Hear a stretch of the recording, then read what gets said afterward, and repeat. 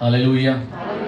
जरूर से बोल सकते हैं प्रेज द लॉर्ड, जय मसीह की, यीशु सहाय। मैं विश्वास करता हूँ आज ये वचन आपसे बात करेगा और मेरे वचन का टॉपिक जो है, संदेश का टॉपिक जो है वो ये है, मेरा विश्वास प्रतिज्ञा की हुई वस्तुओं पर नहीं पर प्रतिज्ञा करने वाले परमेश्वर पर है। कोई बोले आमीन। क्या आप समझ रहे मैंने क्या कहा? मेरा फेथ जो है वो प्रतिज्ञा की हुई, प्रॉमिस की हुई चीजों पर नहीं है, वस्तुओं पर नहीं है, पर जिसने मुझसे वो प्रॉमिस करा है, जो परमेश्वर मुझसे वो प्रतिज्ञा करता है, मेरा भरोसा उस स्वामी पर है, मेरा भरोसा उस राजा पर है। दिस इज आज के संदेश का ये टॉपिक है और इसकी की वर्ड्स जो है वो पढ़ना चाहता हूं आपके लिए, जो मिलती है इब्रानियों उसका 11वां अध्याय,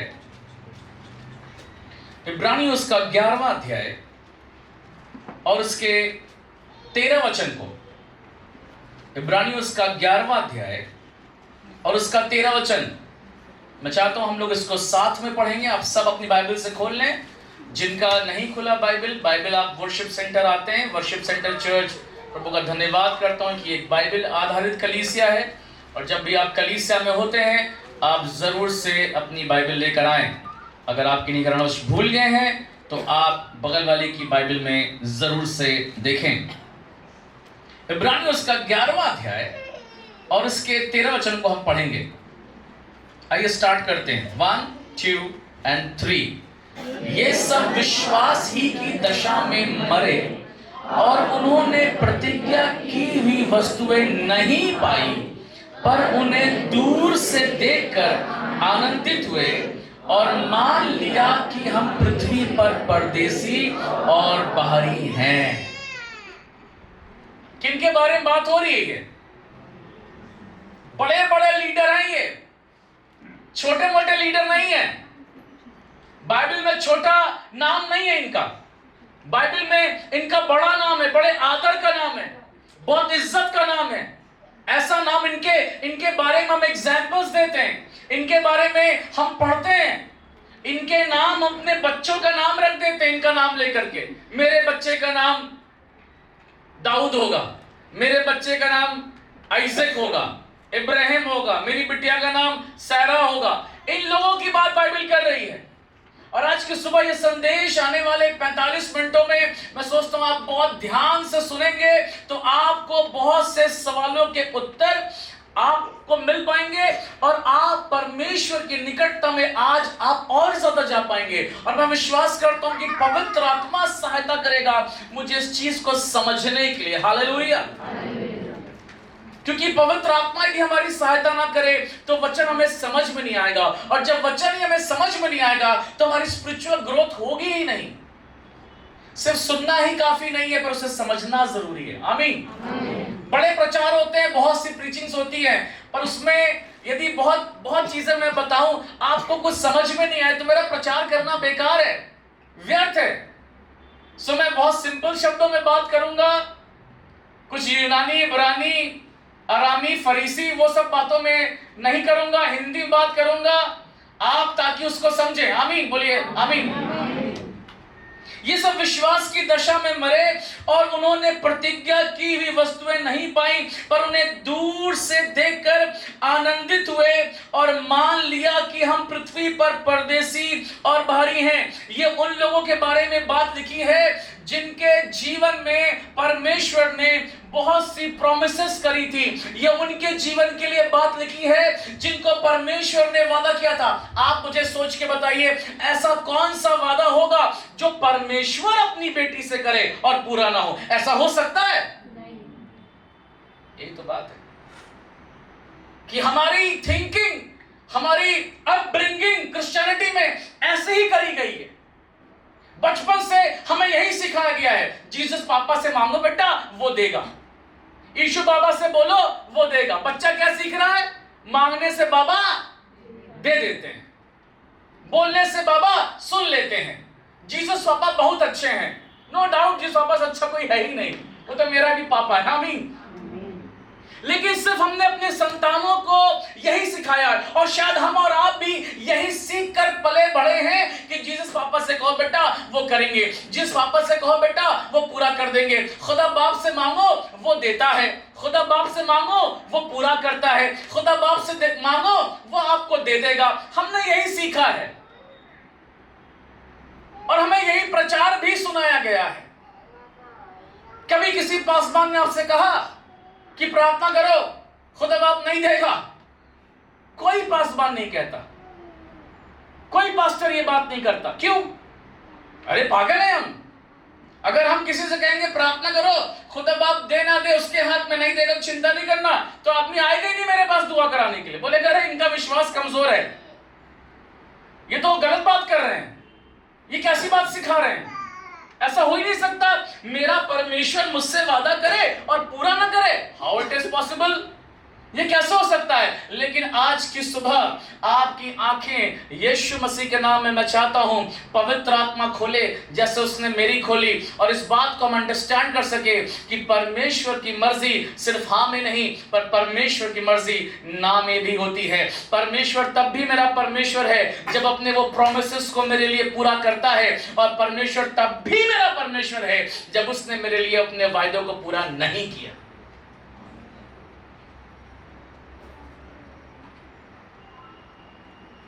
सारी सेवकाइयां ये सिखाने में आज लगी हैं, प्रभु करेगा, प्रभु करेगा, प्रभु करेगा। चिंता नहीं करो बहन, प्रभु तुम्हारे लिए कर देगा। चिंता नहीं करो भाई, प्रभु आपके लिए कर देगा। हाँ वो करता है, इन दिनों में वो कार्य कर रहा है, लेकिन मैं बात तब की कर रहा हूं जब वो ना करे। उस कंडीशन के बारे में तुम सोचते ही नहीं है, उस सिचुएशन के बारे में तुम्हारा ध्यान जाता ही नहीं है मेरे प्रियो। पर आज जिन लोगों से आपकी मुलाकात करा रहा हूं, इनके सोचने का तरीका बिल्कुल डिफरेंट है, इनका फेथ बिल्कुल डिफरेंट है, इनका माइंड बिल्कुल डिफरेंट है, ये बिल्कुल अलग है। तभी तो ये विश्वासी कहलाते हैं, तभी तो ये विश्वासी के एग्जाम्पल है। तभी तो इब्रानियों 11 अध्याय जो कि विश्वास का चैप्टर है, जो कि फेथ का चैप्टर है, उनमें इनके नाम लिखे। कुछ तो किया है इन्होंने कि इनके नाम बाइबल में इब्रानियों के 11वें अध्याय में पाए जाते हैं, जहां पे एक से एक सूरमाओं के नाम लिखे हैं, उनका नाम यहां पर है। और आज शुरू करना मांगता हूं। बाइबल कहती है इब्रानियों से 11वें अध्याय के 6 वचन में लिखा है, और विश्वास बिना उसे प्रसन्न करना अनहोना है, क्योंकि परमेश्वर के पास आने वाले को विश्वास करना चाहिए कि वो है, अपने खोजने वाले को प्रतिफल देता है। ध्यान दीजिएगा, विश्वास करने वाला परमेश्वर के पास आता है तो वो खोज क्या रहा है? खोज वस्तुएं नहीं रहा है। वचन क्या कह रहा है? प्रभु क्या कह रहा है? ध्यान दीजिए वचनों पे, क्या कह रहा है? वो अपने खोजने वाले को प्रतिफल देता है। आप क्या खोज रहे हैं? आपकी आशा क्या है? आप किस विश्वास से यीशु के पास आते हैं? आप जो पाना मांगते हैं वो आप क्या पाना मांग रहे हैं? वस्तुओं को पाना मांग रहे हैं, चीजों का पाना मांग रहे हैं, या वो वस्तुओं को देने वाले परमेश्वर को आप पाना चाहते हैं? कितने लोग समझ रहे हैं? आप समझिए मेरे प्रियो, बाइबल क्या कह रही है? वो अपने खोजने वाले को प्रतिफल देता है। इसका मतलब ध्यान दीजिएगा, इधर परमेश्वर कह रहा है पहले मुझे खोजो, प्रतिफल बाद में है। हालेलुया। हमारी क्रिश्चियनिटी में क्या सिखाया जा रहा है? हमारी मसीहत में क्या बताया जाता है कि प्रतिफल खोजो, हीलिंग खोजो, छुटकारा खोजो, जीवन खोजो, बरकत खोजो, नौकरी खोजो, सफलता खोजो, आर्थिक आशीष खोजो। खोजो, कोई दिक्कत नहीं है, पर उससे पहले इन बरकतों को देने वाले परमेश्वर को खोजो। हालेलुया। प्रतिफल देने वाला मेरे लिए जरूरी है, प्रतिफल तो उसके बाद में है। हमारी खोजने का तरीका, चर्च, वर्शिप सेंटर, यीशु के नाम में आपसे कहना मांगता हूं, मैं चाहता हूं संदेश को आप बहुत ध्यान से सुने और गांठ बांध लें कि सबसे पहले मुझे डिजायर किसकी रखनी है? चीजों की नहीं, खुदा की। सबसे पहले मैं अपने प्रतिफल की ओर ध्यान ना लगाऊं, प्रतिफल देने वाले से मोहब्बत करूं। हालेलुया।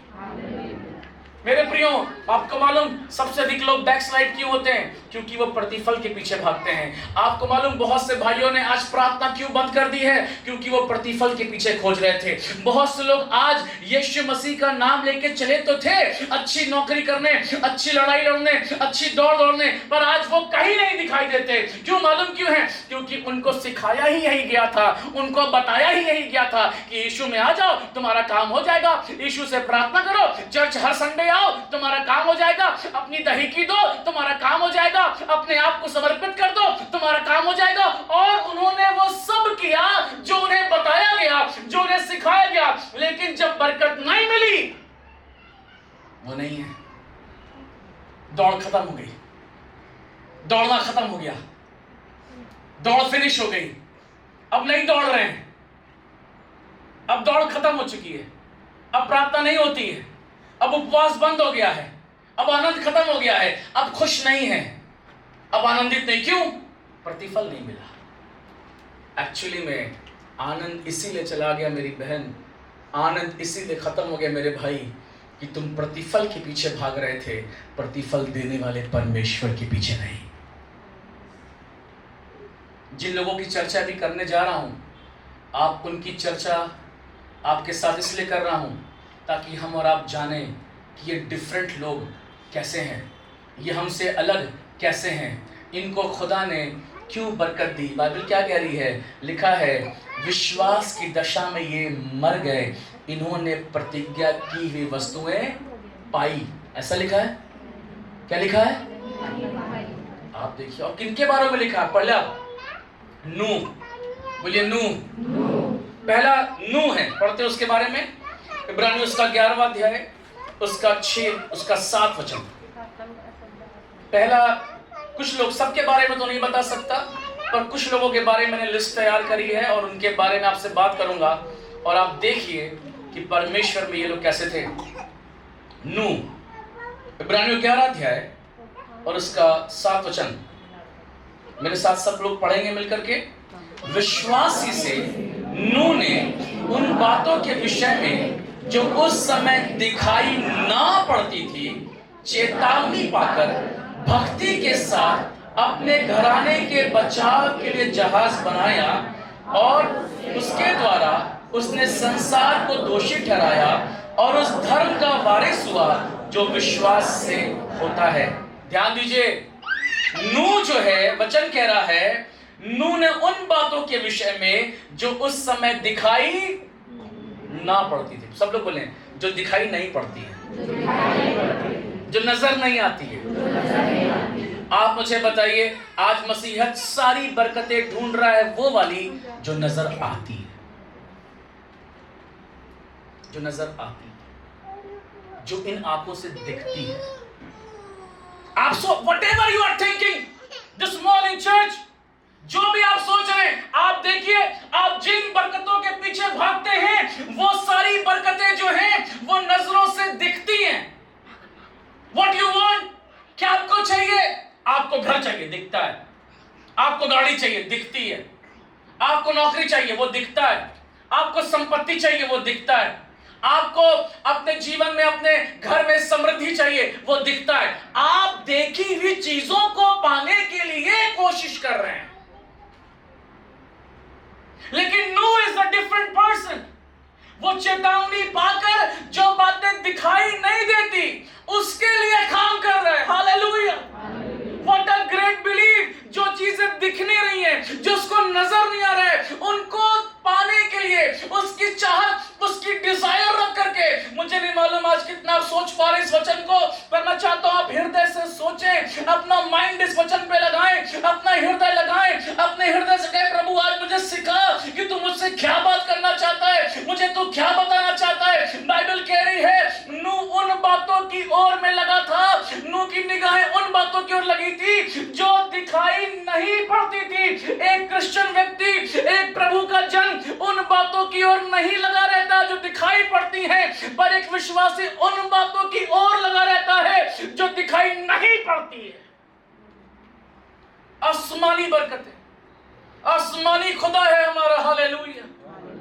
नूह उन बातों के विषय में जो समय दिखाई ना पड़ती थी, दिखाई नहीं दे रही है। खुदा बाप कह रहा है बारिश आने वाली है, नूह जहाज बनाओ। कहाँ है ये बारिश? इतने साल हो गए जहाज बनाते, किधर आ रही है? लेकिन लगा हुआ है, लगा हुआ है, अपने काम में लगा हुआ है।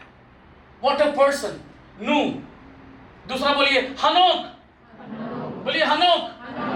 थोड़ा थोड़ा सबके बारे में बता रहा हूं, फिर इसके अंत में आपसे बात करूंगा। हनोक, बोलिए हनोक। इब्रानियों 11वां अध्याय उसका 5 वचन। नीचे से ऊपर जा रहा हूं, फिर ऊपर से नीचे आऊंगा। बोलिए आमीन। इब्रानियों 11वां अध्याय उसका 5 वचन। आइए पढ़ते हैं साथ में। विश्वासी से हनोक उठा लिया गया कि मृत्यु को, पढ़िए, आमीन।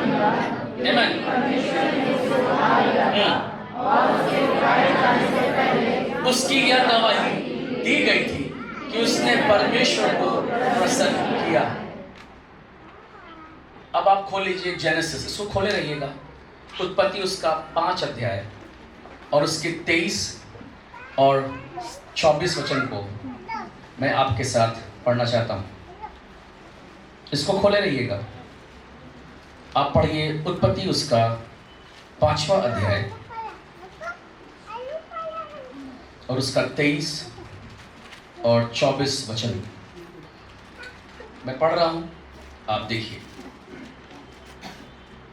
इस प्रकार हनोक की कुल आयु 365 वर्ष की हुई। हनोक परमेश्वर के साथ साथ चलता था। बोलिए किसके साथ? परमेश्वर के साथ साथ। फिर वह लोप हो गया क्योंकि परमेश्वर ने उसे उठा लिया था। वो लोप हो गया, डिसअपियर हो गया, उसका रैप्चर हो गया, वो दिखाई नहीं दे रहा है। सबसे पहला जन जो बाइबल में जिंदा उठा लिया गया उसका नाम हनोक है, क्योंकि वो परमेश्वर के साथ साथ चलता था। ध्यान दीजिएगा, अगर कोई मसीही, अगर कोई यीशु मसीह का चेला, अगर खुदा की कोई बेटी, उसका क्या प्रमाण है, उसका क्या प्रमाण है कि वो प्रभु के साथ साथ चलता है? उसका यही प्रमाण है कि उसका मैं खत्म हो जाता है, वो परमेश्वर में लोप हो जाता है, उसकी डिजायर समाप्त हो जाती हैं। उसकी सिर्फ एक ही डिजायर होती है कि मैं परमेश्वर को पा जाऊं। हालेलुया, मैं सिर्फ परमेश्वर को रिसीव कर लूं। मेरे प्रियो, हनोक के बारे में बाइबल कह रही, वापस आ जाए इब्रानियों 11वें अध्याय में, क्या कह रही है? विश्वासी से हनोक उठा लिया गया कि मृत्यु को ना देखे और उसका पता नहीं मिला। हालेलुया, मैं इसको पढ़ता मुझे बड़ा मजा आता है। उसका पता नहीं मिला, हमारा पता मिलता है। हाँ, ये इसलिए चर्च आती, इनको ये चाहिए, इनका पता है मुझे। हाँ वो भाई, हाँ वो इसलिए चर्च आते हैं कि उनको वो चाहिए। अच्छा वो बहन, वो इसलिए उपवास कर रही है क्योंकि उनको बेटे की नौकरी में तरक्की चाहिए। अच्छा वाला भाई, इनका सबका पता है मेरे पास, एड्रेस है मेरे पास। हनोक का कोई पता ही नहीं है। ये कैसे लोग थे भाई? ये इंसानी थे कि स्वर्गदूत थे? ये कौन से लोग जिनका कोई डिजायर नहीं है, जिनकी कोई इच्छा नहीं है? जी नहीं, गलत समझ रहे हैं आप, कहना मानता हूं। इनकी डिजायर है, इनकी भी इच्छा है, इनके पास भी प्रेम है, इनके पास भी वो सब कुछ है जो मेरे और आपके पास है, पर ये अपना सब कुछ अंदर में समेट कर खत्म कर दिया है। और इनकी एक ही इच्छा है कि मैं खुदा को पा जाऊं, मैं प्रभु को पा जाऊं।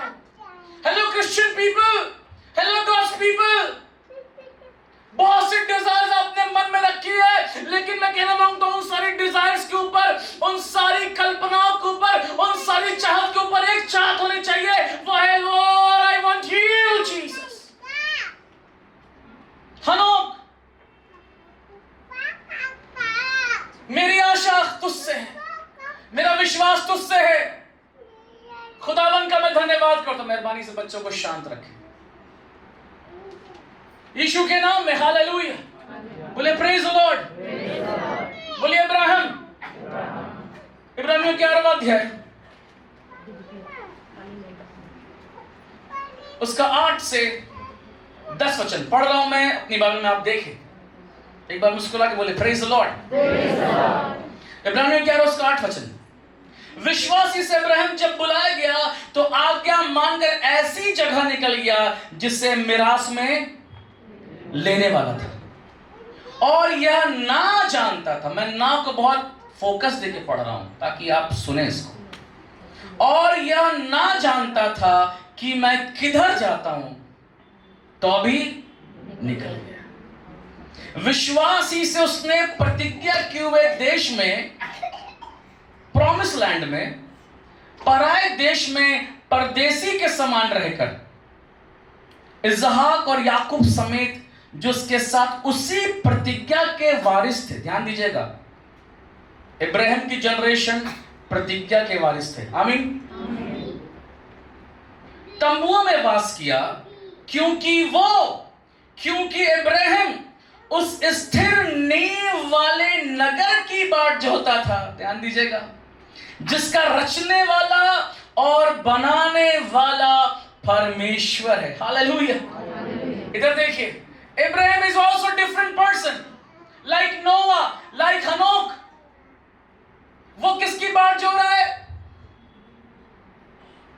स्थिर रहने वाले नगर की, स्थिर नींव वाले नगर की बाट जो रहा है। खुदा बाप मुझे मालूम है जाऊंगा। जब परमेश्वर ने इब्राहिम से प्रॉमिस किया, उस प्रॉमिस को पूरा होने में 25 वर्ष लगे, 25 इयर्स, 25 साल लग गए। मैं सोचता हूं जब किसी से वादा कर दो आप, तो वादा जिससे किया है वो यही सोचता है कि मेरा वादा कब पूरा होगा। गाना भी हम सुनते रहते हैं, वादा तो सब करते हैं, वादा दे के मुकर ना जाना। प्रोमिसेस को पूरा होने का इंतजार करते हैं। अगर मैं अपने बेटी से वादा करूं, मैं बेटा मैं तुम्हारे लिए ला दूंगा चॉकलेट, मैं तुम्हारे लिए प्रॉमिस करता हूं, मैं दिल्ली जा रहा हूं, मैं वहां से तुम्हारे लिए ला दूंगा चॉकलेट, तो वो जब तक मैं दिल्ली से लौट ना आऊं तब तक 4 दिन क्या इंतजार करती रहेगी? आप बताइए, चर्च क्या इंतजार करती रहेगी? अरे बोलिए तो, क्या करती रहेगी?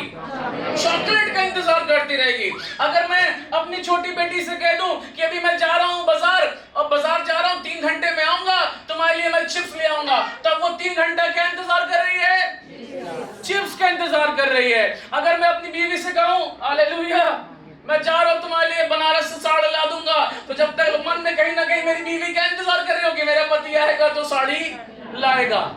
एग्जैक्टली मसीही ऐसे ही हैं आज। ध्यान से सुनिए मसीही लोगों, बस बोलिए ध्यान से सुनिए, आप इसे कह रहे हैं, दीवारों थोड़ी ना बात कर रहा हूं मैं, पंखों थोड़ी ना कह रहा हूं। आज मसीह ऐसे हैं, खुदा के वायदों को लेकर क्लेम करते हैं, बोलते हैं अच्छी बात है, लेकिन सारा ध्यान खुदा के वायदों पर है, खुदा पर नहीं है। मेरी बेटी इंतजार कर रही है कि पापा चॉकलेट लेकर आएंगे, वो पापा का इंतजार नहीं कर रही है, वो चॉकलेट का इंतजार कर रही है। मेरी बेटी पापा का इंतजार नहीं, कि पापा से मतलब नहीं है, ज्यादा चिप्स से मतलब है। और आज तमाम मसीही, मैं कह रहा हूं तो कान खोल के सुने, कहीं आप भी तो ऐसे बच्चे नहीं हैं दूध पीने वाले, जिनको अपने बाप से सिर्फ चीजें चाहिए, बाप की मोहब्बत नहीं चाहिए, बाप से प्यार नहीं चाहिए, बाप की संगति नहीं चाहिए। जब देखो बाप की संपत्ति पे ध्यान रहता है, बाप पे नहीं रहता है। I'm talking to you children this morning. क्या आप छोटे बच्चे जिसको बोतल से दूध पिलाया जाए, ले बेटा पी, कब बड़े होंगे हम? और कब हमारी आत्मिक उन्नति, हम मैच्योर होंगे, कब हम बाइबल को अच्छे से समझेंगे, कब हम खुदा को अच्छे से जानेंगे? ये कौन से लोग हैं? ये कैसे जीते हैं भैया? इन्होंने कौन सी चक्की का आटा खाया है? ये कौन सा दूध पीते हैं? ये कौन सा खाना खाते हैं? इनका सब कुछ खुदावंद है, इनकी डिजायर खुदावंद है, इनका प्यार खुदावंद है। मैं आपसे कहना मांगता हूं, जितने विश्वासी जीवन में कभी ठोकर खाना नहीं चाहते, मैं आपसे कहना मांगता हूं, अगर आप जीवन में कभी ठोकर खाना नहीं चाहते, तो आपको सिर्फ यीशु की ओर ताकना होगा। दायां बायां देखोगे तो मुंह के बल गिरोगे, खत्म हो जाएगा सब। मसीह जीवन खत्म हो जाएगा, आनंद खत्म हो जाएगा, जिंदगी खत्म हो जाएगी। दाएं की बाएं की, इधर की उधर की बात सुनना बंद करो, अपनी निगाहें खुदा की ओर लगाओ, पास्टर की ओर ताकना बंद करो। प्यार करो, इज्जत करो, अलग चीज है। आशा प्रभु से रखो, विश्वास प्रभु से रखो, प्यार उससे करो। किसी पास्टर को अपना आइडियल बना मत लो, वो भी मूर्ति पूजा है। किसी व्यक्ति का नाम इतनी बार भी मुंह से मत लो कि खुदा बाप से ज्यादा नाम उसी का निकले। ओह, ये कौन से लोग हैं? इब्राहिम इज डिफरेंट पर्सन, क्योंकि वो स्थिरने वाले नगर की बाट जो रहा है। हालेलुया। जिसका रचने वाला और बनाने वाला परमेश्वर है। इस संसार के घर को रचने वाले बनाने वाले तो हम और आप हैं, लेकिन खुदा का धन्यवाद हो, उस आसमान के घर को रचने वाला और बनाने वाला सिर्फ परमेश्वर है। हालेलुया। मैं आपसे कहना मांगता हूं, आप में से बहुत से जवान ऐसे होंगे जो आज मसीह में शायद उतना प्यार नहीं कर पा रहे हैं, प्रभु के साथ उतना अच्छे से चल नहीं पा रहे हैं। इसके पीछे रीज़न ये है, आप कहीं से ब्रोकन हो जाते हैं जब आपकी फरियाद नहीं सुनी जाती। एक्चुअली में गलती तो हमारी ही है कि हमें जब बताया गया यीशु को ग्रहण कर लो तुम्हारा सब काम हो जाएगा, तो हमारा सब कामों पे हमेशा ध्यान रहा, यीशु पे ध्यान रहा ही नहीं। हमने हमेशा मिनिस्ट्री को मिनिस्टर से ज्यादा वैल्यू दी है, सेवकाई को ज्यादा। तमाम सेवक आज सेवकाई में बिजी हैं। मैं भी था एक समय, सेवकाई कर रहा है, इसको बताना है, उसको बताना है, इसके पास जाना है, इसके दुआ करनी, वहां बैठे। अरे हटा यार, सेवक के साथ तो बिताने के लिए 2 घंटे नहीं है, सेवकाई करने के लिए हमारे पास 10 घंटे हैं।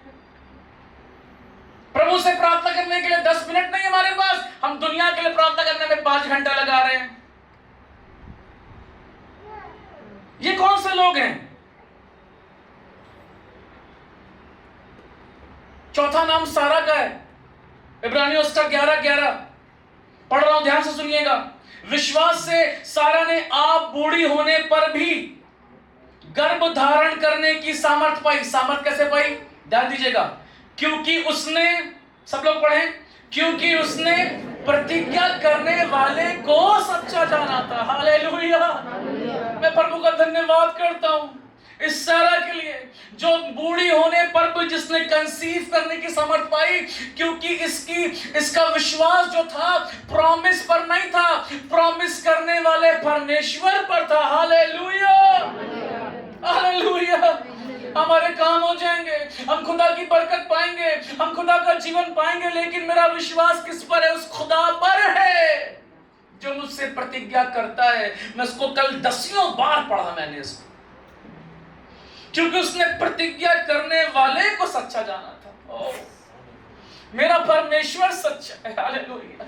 जो मुझसे प्रॉमिस करता है वो सच्चा है, जो मुझे बरकत देता है मैं उससे प्यार करूंगा। बरकतों से मेरा ध्यान हटा, खुदा हटा, इस संसार से मेरा दिमाग हटे, मेरा माइंड हटे, चीजों से मैं प्यार ना करूं, मैं प्यार सिर्फ तुझसे करूं। मेरी डिजायर तू हो, मेरी मोहब्बत तू हो, क्योंकि उसने प्रतिज्ञा करने वाले को सच्चा जाना था। प्रतिज्ञा करने वाले से कितनों के रिलेशन अच्छे हैं। कितने लोग हैं आज जो कहना मांगते खुदावन मैं तुझसे, तो मेरा रिश्ता अच्छा है। किसी का रिलेशनशिप बहुत, तेरे मसीही लोग तो दिक्कत मालूम क्या हमारी मसीही जगत की, हम मसीही जो हैं रिश्ते पे तो काम ही नहीं करते, हम रिलेशनशिप पे काम नहीं करते, हमें रिश्ते मजबूत करना नहीं आता। आप कहेंगे कैसे? आप देख लीजिए, आपस में रिश्ते हमारे खराब रहते हैं, आपस में हमारा मुंह फूला रहता है, आपस में हमारा मूड खराब रहता है, हम सबसे हंस के नहीं मिल पाते, सबसे हंस के बोल नहीं पाते, सबके साथ फेलोशिप नहीं कर पाते, आपस में रिश्ते हम खराब करके बैठे, तो प्रभु से हमारा रिश्ता कैसे क्लोज होगा? कैसे अच्छा होगा? हम कैसे उससे रिश्तों को मजबूत कर पाएंगे? सबसे पहले मैं आपसे कहना मांगता हूं, अगर आप चाहते हैं आपके रिश्ते हर व्यक्ति से अच्छे हों, सबसे पहले अपने यीशु से अपना रिश्ता ठीक करिए। आमीन। रिलेशनशिप ठीक कैसे होगा? जब तक आप उसको समय ही नहीं देंगे तब तक आपका रिश्ता ठीक ही नहीं होगा। सबसे कीमती चीज जो खुदा को देनी वो आपका समय, और जब आप समय देंगे तो रिश्ता ठीक होगा। बोलिए आमीन। पांचों व्यक्ति मूसा, मैं इसके बारे में पढ़ता हूं, मुझे बहुत एक्साइटमेंट आ जाता है। प्रभु संभाल। हालेलुया। इब्रानियों 11:10 के 23 वचन से पढ़ रहा हूं। विश्वासी से मूसा के माता पिता ने उसको उत्पन्न होने के बाद 3 महीने तक छिपा रखा, क्योंकि उन्होंने देखा कि बालक सुंदर है और वे राजा की आज्ञा से न डरे। विश्वासी से मूसा ने सयाना होकर फिरौन की बेटी का पुत्र कहलाने से इनकार कर दिया, इसलिए कि उसे पाप में थोड़े दिन के सुख भोगने से परमेश्वर के लोगों के साथ दुख भोगना अधिक उत्तम लगा। कौन ऐसा मसीह भाई जिसे दुख भोगना अच्छा लगता है? क्रिश्चियनिटी तो आज दुख भोगना ही नहीं चाहती। दुख का मतलब क्या है? शैतान। जी नहीं, जी बिल्कुल भी नहीं। 26 वचन, उसने मसीह के कारण निंदित होने को मिस्र के भंडार से बड़ा धन समझा। ऐसा कैसे कर पाया वो? पढ़िए साथ में क्या लिखा है, क्योंकि उसकी आंखें फल पाने की ओर लगी थी। विश्वास, पढ़ रहा हूं, विश्वास ही से राजा के क्रोध से ना डरकर उसने मिस्र को छोड़ दिया, क्योंकि वह, पढ़िए, क्योंकि वो अनदेखे को मानो देखता हुआ। हालेलुया।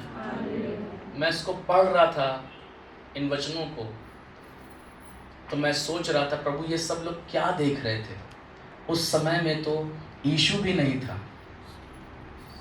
ऐसा क्यों लिखा है?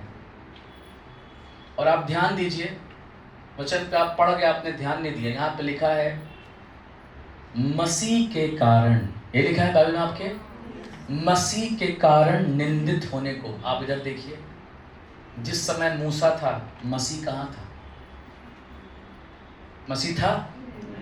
अरे था भी। जो चट्टान इजरायलियों के साथ चलती थी वो मसीह थी।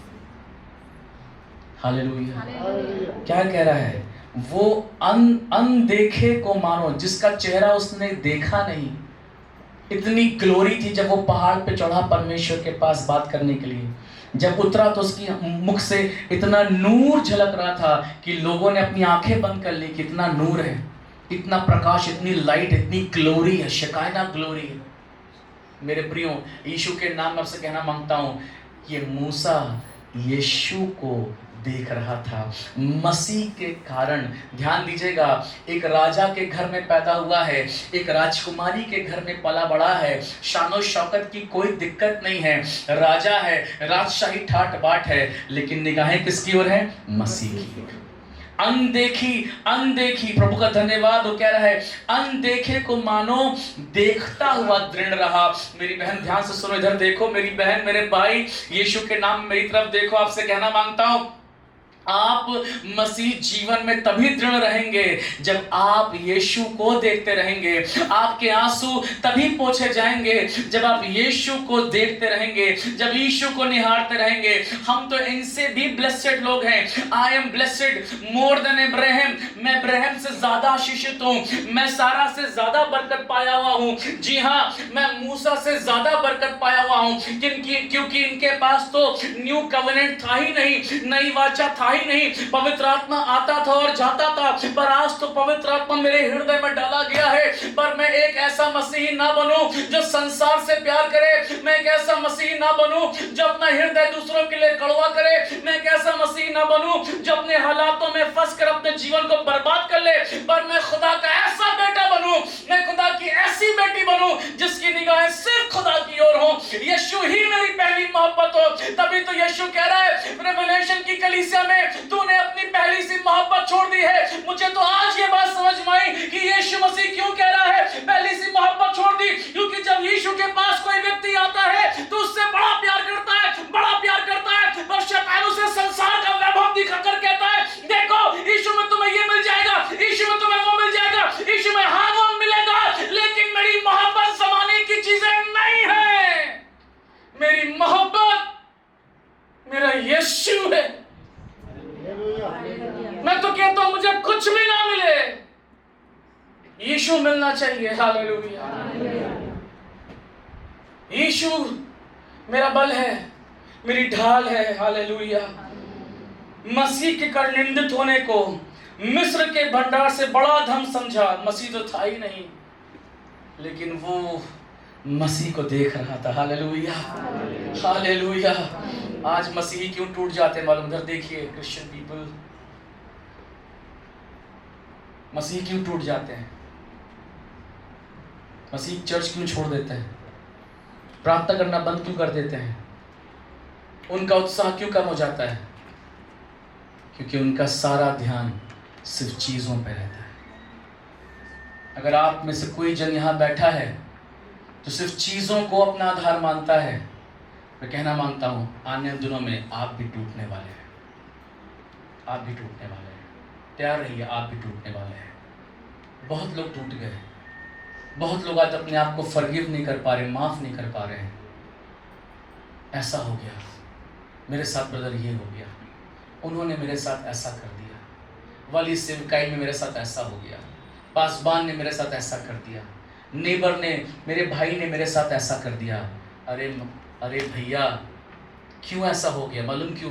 क्योंकि तुम्हारी निगाहें उन्हीं की ओर थी, इसलिए तुम्हें ठोकर लग गई। तुम्हारी निगाहें यीशु की ओर होती तो वो सब चीज़ें होती, पर तुम लड़खड़ाते नहीं, तुम गिरते नहीं, क्योंकि आज हर मसीही का आनंद वस्तुओं में है, ना कि यीशु में है। मेरे प्रियो, यीशु मसीह के नाम में कहना मांगता हूँ, बाइबल क्या कह रही है? बाइबल कह रही है, इब्रानियों उसके 11वें अध्याय के 39 वर्स में लिखा हुआ है, विश्वास ही के द्वारा इन सब के विषय में, क्या पढ़ रहा हूं मैं? विश्वास ही के द्वारा इन सब के विषय में अच्छी गवाही दी गई, तो भी उन्हें प्रतिज्ञा की ही वस्तुएं ना मिली। विश्वास ही के द्वारा, सबकी गवाही खराब नहीं हुई, गवाही अच्छी है। हालेलुया। मसीह लोगों, आपकी गवाही कैसी है? हाँ, कैसी है गवाही? आपकी टेस्टिमनी कैसी है? मैं कहना मांगता हूं जवानों, मेरे बेटों बेटियों, भाई बहनों, माता समान आंटी, भैया, अपनी गवाही को कभी खराब ना करें। चीजें नहीं मिली तो भी गवाही खराब ना होने पाए। दुआ नहीं सुनी गई, टेस्टिमनी खराब मत करिए। बाइबल कहती, पौलुस कहता है, तुम मसीह की चलती फिरती जीवित साक्षियां हो। We are the living testimony। हम इससे पहले बोल के गवाही दें, हमारा जीवन स्वयं अपनी एक गवाही है। हालेलुया। हमारी बातों से लोग बाद में बरकत पाते हैं, हमारे जीवन से पहले बरकत पाते हैं। अपनी गवाही को खराब मत करो। क्या लिखा है? विश्वास ही के द्वारा इन सब के विषय में अच्छी गवाही दी गई। हालेलुया। चीजें नहीं मिली हैं, प्रतिज्ञा की वस्तुएं नहीं मिली, कनान नहीं पहुंच पाया मूसा, लेकिन अपनी गवाही खराब होने नहीं दी। हालेलुया। यीशु के नाम में कहना मांगता हूं, पतरस ने इनकार कर दिया, लेकिन अपनी गवाही खराब होने नहीं दी। मेरे प्रियो, यीशु के नाम में कहना मांगता हूं, अपनी गवाही कभी मत खराब करो। यीशु के नाम में कहना मांगता हूं, मेरा विश्वास प्रतिज्ञा की वस्तुओं पर नहीं, मेरा यीशु मुझे क्या देगा, मेरा यीशु मुझे क्या भर देगा, इस पे मेरा ध्यान नहीं है। और इन दिनों मैं सच कहता हूं, मेरा ध्यान नहीं है, पर मैं इन दिनों इस बात की प्रार्थना कर रहा हूं, परमेश्वर मेरा ध्यान तुझ पर हो, मैं तुझसे प्यार करूं। ये जमाना कब तक मुझे खुश रखेगा? कोई व्यक्ति कब तक मुझे धन देगा? कोई व्यक्ति कब तक मुझे दशमांश देगा, कलीसिया को बढ़ाएगा, मदद करेगा, कोई व्यक्ति कितना करेगा? किसी व्यक्ति पे मेरी आशा नहीं है। मेरी आशा जीवित परमेश्वर पर है। हालेलुया। मैं उसकी ओर देखूंगा, मैं उसकी ओर निहारूंगा। प्रभु का धन्यवाद करता हूं, प्रभु के नाम की स्तुति करता हूं। मेरे प्रियो, यीशु के नाम में कहना मांगता हूं, लिखा हुआ है इसी 11 अध्याय का 38 वचन में, और जंगलों, पहाड़ों, गुफाओं में, पृथ्वी की दरारों में भटकते फिरे, संसार उनके योग्य। जो यीशु के योग्य होते हैं, संसार उनके योग्य तो होता ही नहीं है। मेरे प्रियो, हालेलुया। जो यीशु के योग्य होते हैं, संसार उनके योग्य नहीं होता। बात यही खत्म नहीं हो रही है। आप देखिए, खुदा का खादिम मुझसे और आपसे क्या कह रहा है। इस 12 अध्याय के पहले, दूसरे, तीसरे वचन को पढ़ूंगा, और आप इसको इब्रानियों 11 जो मैंने भी शेयर किया, आप उससे कनेक्ट करके देखिए, जोड़ कर देखिए, इन दोनों को मिलाइए और आपको वचन समझ में आएगा। कह रहा है, इस कारण सबकी चर्चा कर दिया रहा है, हनोक की, नूह की, इब्राहिम की, सारा की, दाऊद की, मूसा की, सबकी चर्चा कर दे रहा है। और फिर क्या कह रहा है? इस कारण जबकि गवाहों का ऐसा बड़ा बादल हमको घेरे हुए है। कौन घेरा है? मूसा ने घेर रखा है, दाऊद ने घेर रखा है, इब्राहिम ने घेर रखा है, ये गवाह हैं, घेरे हुए हैं। तो आओ हर एक रोकने वाली वस्तु, मतलब वस्तुएं क्या करती हैं? रोकती हैं। हर एक रोकने वाली वस्तु और उलझाने वाले पाप को दूर करके वो दौड़ जिसमें हमें दौड़ना है, धीरज से दौड़े और विश्वास के कर्ता और सिद्ध करने वाले यीशु की ओर ताकते रहे। Hallelujah, hallelujah. बोले प्रभु दया कर कि मैं तेरी ओर देखूं, प्रभु अनुग्रह कर कि मैं तेरी ओर देखूं, मैं और मेरा घराना प्रभु तेरी ओर देखें। परमेश्वर अपने जीवन के हर दिन में खुदावन में तेरी ओर देखूं, यीशु के नाम में, यीशु के नाम में। हालेलुया। और विश्वास के कर्ता सिद्ध करने वाले यीशु की ओर ताकते रहें, जिसने उस आनंद के लिए जो कुछ उसके आगे धरा था, आनंद के लिए जो कुछ जो उसके आगे धरा था, लज्जा की कुछ चिंता ना करके क्रूस का दुख सहा और परमेश्वर के सिंहासन की दाहिनी ओर जा बैठा। जो यीशु की ओर ताकते हैं वो खुदा की दाहिनी ओर बैठते हैं। आमीन, hallelujah church, praise the Lord. जो यीशु की ओर ताकते हैं वो खुदा की दाहिनी ओर बैठते हैं। जो चीजों की ओर ताकते हैं वो सिर्फ संसार में जमीन पर ही बैठते हैं, उनके नाम सिर्फ जमीन की पुस्तक पर लिखे जाते हैं। पर जो खुदा की ओर देखते हैं वो खुदा की दाहिनी ओर बैठते हैं। मैं आपसे पूछना मांगता हूँ मेरी बहन, किससे है आपकी आशा? किसकी ओर देख रहे हो? किसकी ओर निहार रहे हो? कौन मदद कर देगा और कितनी मदद कर देगा? कौन आपको संभाल लेगा? कौन आपकी सहायता कर देगा? कौन आपके जीवन में कार्य कर देगा? मैं कहता हूं कोई नहीं, नो वन, कोई भी नहीं, सिर्फ मेरा यीशु। हालेलुया। यीशु को थाम ले मेरी बहन, यीशु के अलावा आपका ध्यान कहीं और ना जाए। यीशु की ओर ताकते रहो। अपनी बीमारियों में, अपनी दुर्बलताओं में, अपने संकट में, अपने परिवार के आर्थिक हालातों में, अपनी बेटी के लिए, अपने बेटे के लिए, अपने पति के लिए, अपनी पत्नी के लिए, अपने बच्चों के लिए यीशु को ही निहारेंगे हम, यीशु के नाम में। हालेलुया। एक बहन की चर्चा करके समाप्त करूंगा। उस बहन का नाम है रूथ। अमेजिंग बहन है ये। बहनों ध्यान से सुनो आप। रूथ उसका पहला अध्याय। In the name of Jesus. कोई बात नहीं, देर हो रही है, कोई दिक्कत नहीं, यीशु के नाम में। रूथ उसका पहला अध्याय।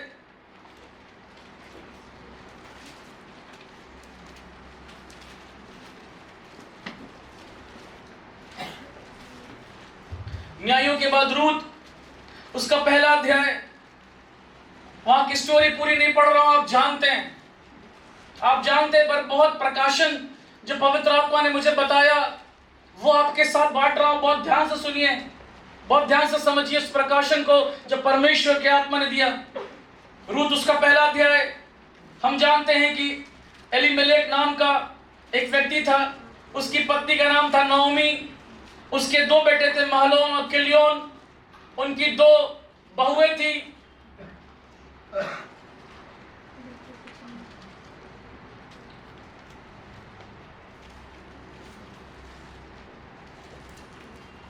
मोआब देश में रहते थे। Hallelujah, in the name of Jesus. पढ़ता हूं पहला अध्याय। आपको मालूम है स्टोरी, दोनों बेटे नओमी के मर गए हैं, खत्म हो गए हैं। अब अपनी दोनों बहुओं को लेकर ये बैतलहम यरूशलेम को लौटना चाहती है और अपना मार्ग शुरू कर दिया है, जर्नी स्टार्ट कर दी है। जैसे ही आगे बढ़ रही है वो कह रही है, सुनिएगा ध्यान से, 11 वचन। नओमी ने कहा, हे मेरी बेटियों लौट जाओ, तुम क्यों मेरे संग चलोगी? क्या मेरी कोख में और पुत्र हैं जो तुम्हारे पति हो? हे मेरी बेटियों लौट कर चली जाओ, क्योंकि मैं पति करने को बूढ़ी हूं और चाहे मैं कहती भी कि मुझे आशा है और आज की रात मेरे पति होता भी और मेरे पुत्र भी होते, तो भी क्या तुम उनके सयाने होने तक आशा लगाए ठहरी रहती, उनके निमित्त पति करने से रुकी रहती? हे मेरी बेटियों, ऐसा ना हो कि मेरा दुख तुम्हारे दुख से बहुत बढ़कर है, क्योंकि मेरा दुख तुम्हारे दुख से बहुत बढ़कर है। देखो, यहोवा का हाथ मेरे विरुद्ध उठा है। तब वे फिर से उठी और ओरपा ने तो अपनी सास को चूमा, परंतु रूत उससे अलग ना हुई। दो बहुएं हैं, बड़ी वाली ओरपा जो है वो बाय बाय बोल के चूम के अपनी मदर इन लॉ को चली गई है, पर रूत के बारे में लिखा है वो अलग ना हुई। पढ़ रहा हूं, आगे ध्यान दीजिएगा। तब उसने कहा, देख तेरी जेठानी तो अपने लोगों और अपने देवता के पास लौट गई, इसलिए तू अपनी जेठानी के पीछे लौट जा।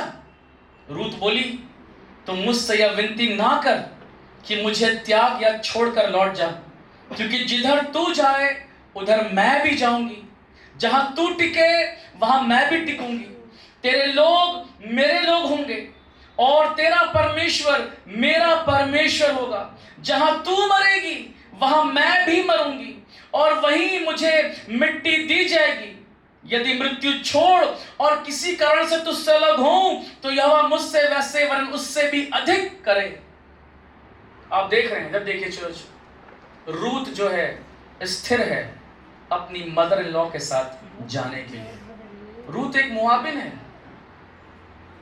इतना फेथ इसके पास कैसे आ गया जबकि ओरपा के पास नहीं है?